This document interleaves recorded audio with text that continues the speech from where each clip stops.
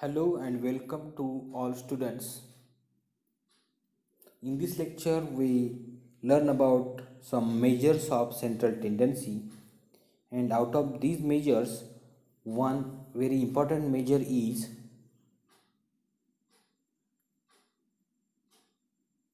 quartiles. Okay, in the last lecture, we saw how to find quartiles for. In the last lecture, we saw how to find quartiles for uh, raw data.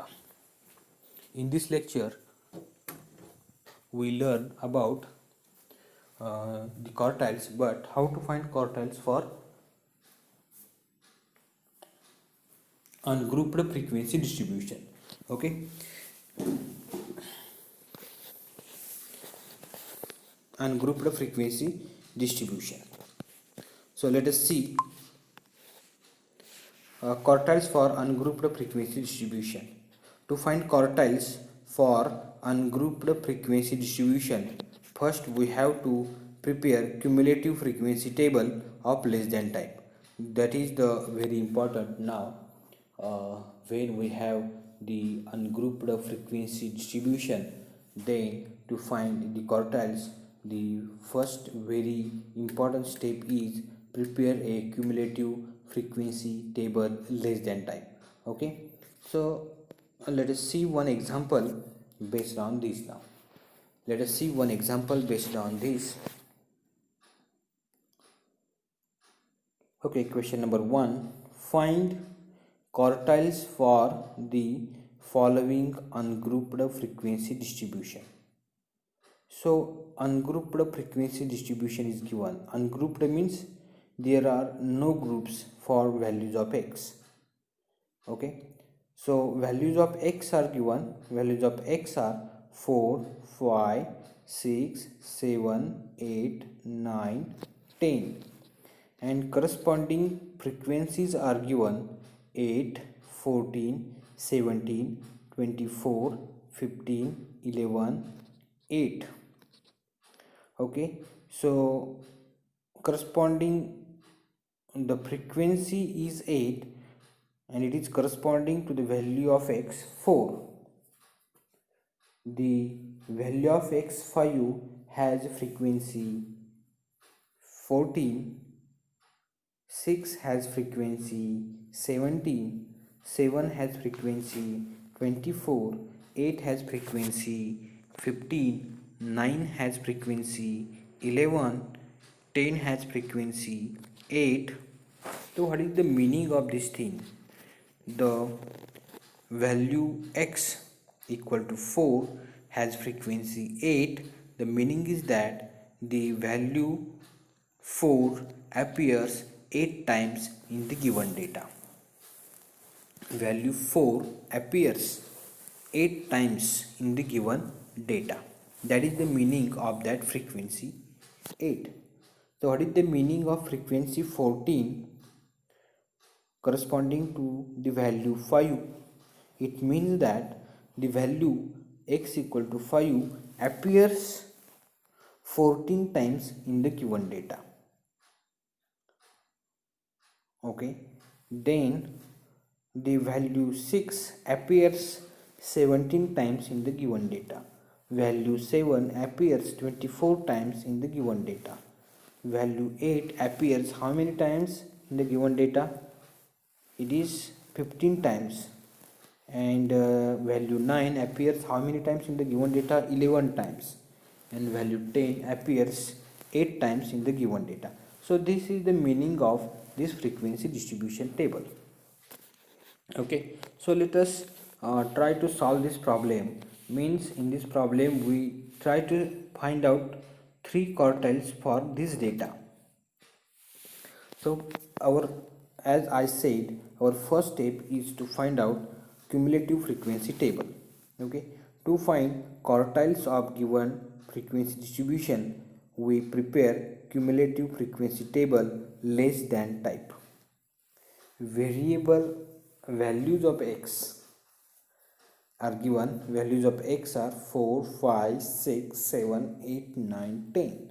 Corresponding frequencies are given 8, 14, 17, 24, 15, 11, 8, and cumulative frequencies are calculated here.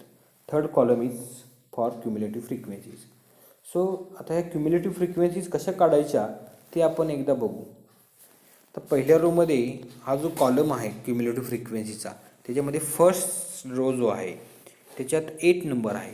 तो number आहे असा घेतलेला आहे. Frequency 8 दिसते, 4ची frequency 8 आहे, ती आहे अशी आपण इकडं 8 इकडं घेतलेली आहे. ओके. तर सेकंड रोमध्ये हा जो नंबर दिसतोय 22, तो नंबर कसा घेतलेला आहे बघा. पहिल्या दोन फ्रिक्वेन्सीज आहेत 8 आणि 14, यांची बेरीज इकडं 22 लिहिलेली आहे. बरोबर आहे. प्लस हा जो पुढचा नंबर आहे 39, हा नंबर कसा कॅल्क्युलेट केलेला आहे. तर पहिल्या 3 फ्रिक्वेन्सीज आहेत 1, 8, 14 आणि 17, यांची बेरीज म्हणजे 39 आहे. बरोबर. आता पुढचा नंबर जो आहे 67, हा नंबर कसा लिहिलेला आहे,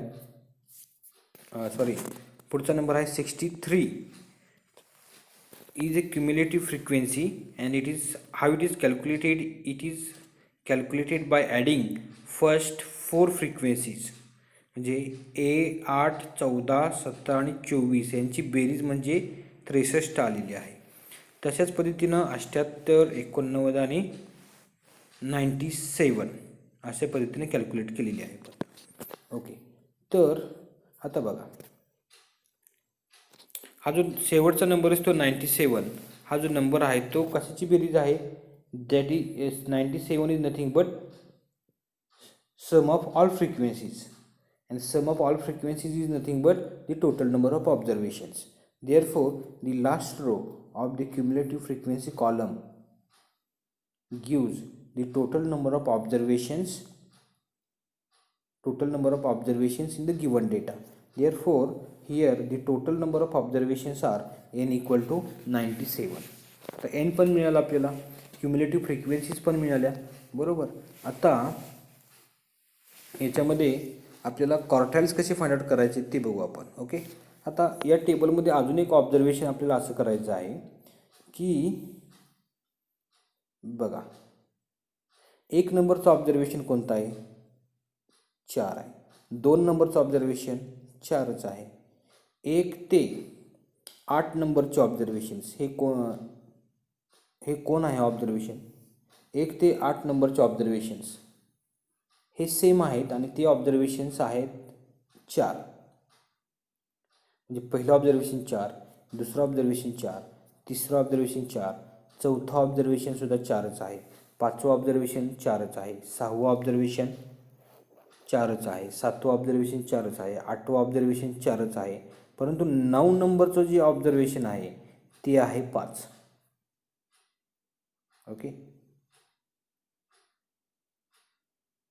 आणि ते कुठं काउंट होतं आहे बघा, हा जो 22 नंबर लिहिलेला आहे त्याच्यामध्ये ते 9 नंबरचं ऑब्झर्वेशन काउंट होतं आहे. इथे लक्षात. म्हणजे 9, 10, 11, 12, 13, 14 ते 22 पर्यंतचे जे ऑब्झर्वेशन्स आहेत, 9 ते 22 चे ऑब्झर्वेशन्स कोणते आहेत तर ते 5 आहेत. 5 observation, 5 that observation is 5. Number 9 to number 22 the observation is 5. Okay. Then number 23 to 39 हे जे ऑब्झर्वेशन्स आहेत ते एकच आहेत आणि ते आहे 6. ओके. तर अशा पद्धतीने आता you tell me now the observation 65 कोणतं आहे ऑब्झर्वेशन. 65 नंबरचं ऑब्झर्वेशन जर तुम्हाला सांगायचं असेल तर ते कोणतं असणार आहे.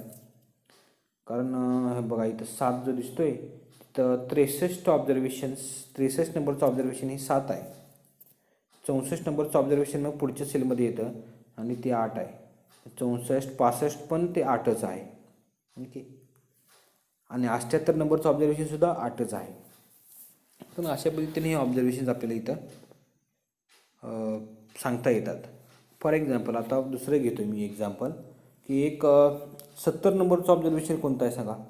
70 नंबरचं ऑब्झर्वेशन मी सांगतो 8 आहे ते बघा. ओके. 40 नंबरचं ऑब्झर्वेशन कोणतं आहे. तर 40 नंबरचं ऑब्झर्वेशन 7 आहे, कारण 39पर्यंतचे ऑब्झर्वेशन्स हे 6 आहेत बघा. आणि पुढचं 40 म्हटलं की त्याच्या पुढच्या सेलमध्ये येणार आणि ते बरोबर 7 येतं. ओके. आता 20 नंबरचं ऑब्झर्वेशन सांगा. 20 नंबरचं ऑब्झर्वेशन जे आहे ते 5 आहे, कारण 22पर्यंतचे ऑब्झर्वेशन्स इथे येतात 5पर्यंत, म्हणजे 9 ते 22 हे ऑब्झर्वेशन्स आहेत ते 5 आहेत ना, त्याच्यामुळे मग 20 नंबरचं ऑब्झर्वेशन 5च येणार. तर अशा पद्धतीने आपल्याला ऑब्झर्वेशनचा नंबर दिल्यानंतर ते ऑब्झर्वेशन कोणतं आहे हे सांगता आलं पाहिजे. बघा, वन मोर एक अजून एकदा घेतो मी.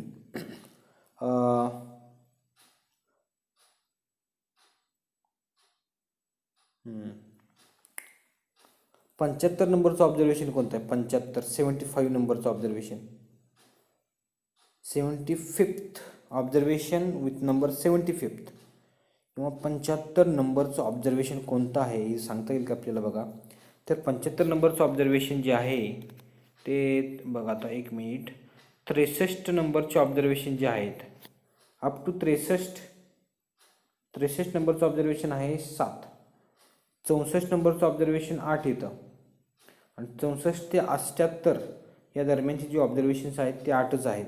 म्हणजे आपल्याला 75 नंबरचं ऑब्झर्वेशन पाहिजे ते 8च येणार आहे. ओके. तर अशा पद्धतीनं ऑब्झर्वेशनचा नंबर सांगितलं ते ऑब्झर्वेशन आपल्याला सांगता आलं पाहिजे. ओके. चला पुढची स्टेप बघा. याच्यामध्ये आपण क्युम्युलेटिव्ह फ्रिक्वेन्सी टेबल काढला आणि दुसरं काय केलेलं आहे की total number of observations n = 97 काढलेले आहेत. ओके. चला, first quartile Q1 is equal to n+1 divided by 4th observation. आता n+1 divide by 4th observation म्हणजे हे नेमकं किती नंबरचं ऑब्झर्वेशन आहे ते आपण बघू. n+1 म्हणजे 97 + 1 divide by 4 means 98 divide by 4 means 24.5, 24.5th value और 24.5th observation of the given data. पण हा जो 24.5 हा 24 आणि 25च्या मध्ये येतो, म्हणजे आपण काय करू, 24 आणि 25चं काय काढायचं, ॲव्हरेज काढायचं. 24 नंबरचं ऑब्झर्वेशन आणि 25 नंबरचं ऑब्झर्वेशन यांचा ॲव्हरेज काढायचा, यांचा मीन काढायचा, आणि तो मीन 24 नंबरचं ऑब्झर्वेशन 6 आहे, 25 नंबरचं ऑब्झर्वेशन पण किती आहे, 6च आहे. तुम्ही पाठीमागच्या टेबलमध्ये बघू शकता. 24 आणि 25 नंबरचं ऑब्झर्वेशन तुम्हाला बघा, 22 नंबरचं ऑब्झर्वेशन जे आहे ते 5 आहे, आणि 22च्या पुढचे जे ऑब्झर्वेशन आहेत 23, 24 ते 39पर्यंतचे ऑब्झर्वेशन्स हे 6च आहेत. त्याच्यामुळं हे 24 आणि 25 नंबरचं ऑब्झर्वेशन आहे ते सेम आहे, 6, 6. त्यांचा मीन काढला तरी तुमचा 6च येणार, म्हणजे तुमचा फर्स्ट क्वार्टाइल जो आहे Q1 तो आला 6. So value of the first quartile is 6. आता अशाच पद्धतीने आपण सेकंड क्वार्टाइल जो आहे Q2 is called as second quartile. Q2 काढणार आहोत. Q2 is equal to 2 into bracket n+1 divide by 4th value. Q2 is equal to 2 into bracket n+1 divide by 4th value. So it is equal to 2 into 97 + 1 divided by 4th value, and it is equal to 2 into 98 by 4th value. It is equal to 2 into bracket 24.5th value.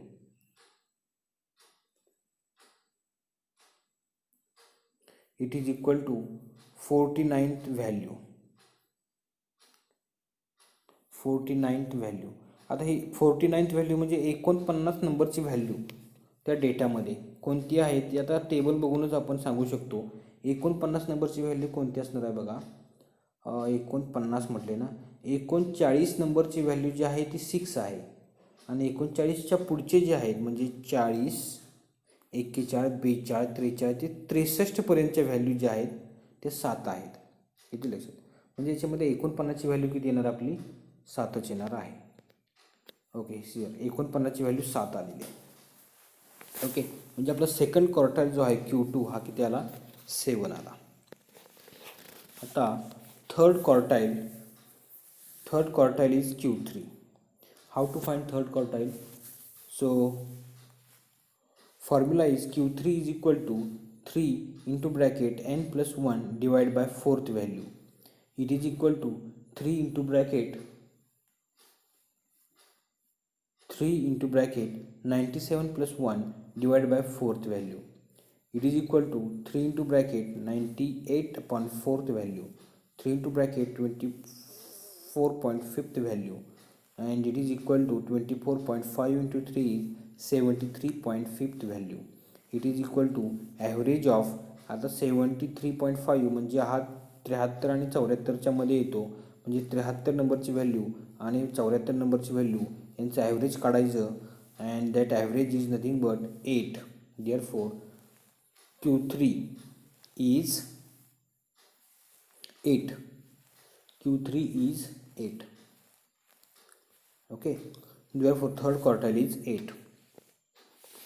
So let us write one homework to solve the problems based on ungrouped frequency distribution. Question is, find quartiles for the following ungrouped frequency distribution. So here given that size of the shoes and the number of students. Okay, the size of shoes are 2, 3, 4, 5, 6, 7, 8, and the number of students are given 14, 13, 20, 19, 13, 10, 3.